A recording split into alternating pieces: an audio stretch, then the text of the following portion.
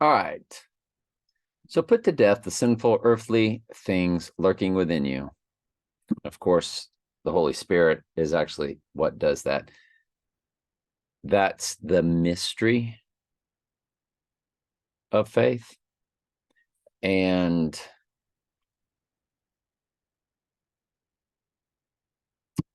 hang on a second. Yeah, I was daydreaming and lost my train of thought. But that is the mystery of faith, is that the Holy Spirit is doing it. What you're actually reading is nothing more than simple instruction with the illusion that you have the free will to do it. But the Bible is clear that there is no free will. Twice. John 1:11-13. Romans 9:16.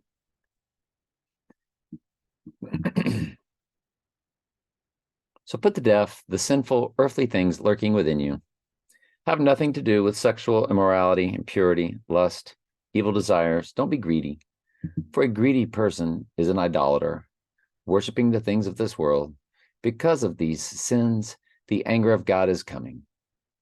You used to do these things when your life was still part of this world, when you were a what?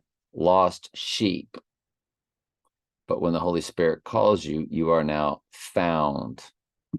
But now this is the time to get rid of anger, rage, malicious behavior, slander, dirty language. Don't lie to each other, for you have stripped off your old sinful nature. You stripped it off, or the Lord beat it out of you. Yeah, well, Hebrews 6-8 tells you that the Lord, for whom the Lord loves, he locks you down and he beats. He beats you into submission. He's conforming you to the image of his son. Your old sinful nature and all its wicked deeds, put on your new nature and be renewed as you learn to know your creator and become like him. Now, obviously, I'm reading from the watered down, easy to read New Living Translation, which many times is very corrupted. So we're being very careful as we go through it. And this new life, so if we read something that's incorrect, we do correct it. We'll go to the King James, we'll go to the original Greek if necessary. In this new life, it doesn't matter if you are a Jew or a Gentile, circumcised or uncircumcised, because the circumcision is what? It's meaningless. Salvation is a circumcision of the heart done by the Holy Spirit. Barbaric, uncivilized, slave, or free, Christ is all that matters, and he lives in all of us. Who's the us? Found sheep. Since God chose you, I thought it was a free will decision. To be the holy people he loves. Again, Hebrews 12:6-8. For whom the Lord loves, for whom the Lord loveth, he chasteneth and scourgeth every son whom he receiveth.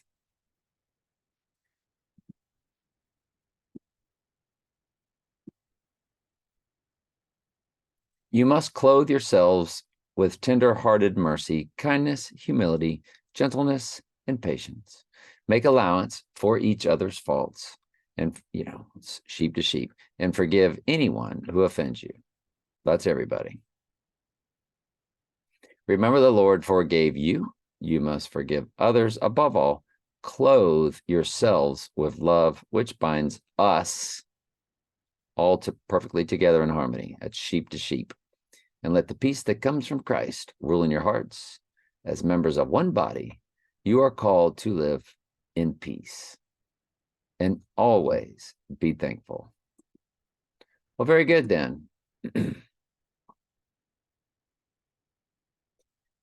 In the which ye also walked sometime when ye lived in them. But now you also put off all these things: anger, wrath, malice, blasphemy, filthy communication out of your mouth. Yeah, cursing. The Lord will clean up your mouth if you're his. And let the peace of God rule in your hearts, to the which also ye are called in one body, and be ye thankful. I just like reading some in the King James, of course, the poetry of it all. We're going to continue on with the king of the north, king of the south. King of the north eventually becomes the Antichrist. I think all of these are the seven kings of mystery Babylon throughout time. Could be mistaken. I don't think it begins with the Antichrist when you read about King of the North, but eventually it morphs into him. I do not understand for sure what Daniel 11 is all about in regards to King of the North, King of the South, but we do know it is the Antichrist, King of the North at the end, pollutes the sanctuary and all that good stuff. And in the end of years, see, that's the end times, they shall join themselves together, for the king's daughter of the south shall come to the king of the north to make an agreement, but she shall not retain power of the arm, neither shall he stand nor his arm, but she shall be given up. And they that brought her, and he that begat her, and he that strengthened her in these times.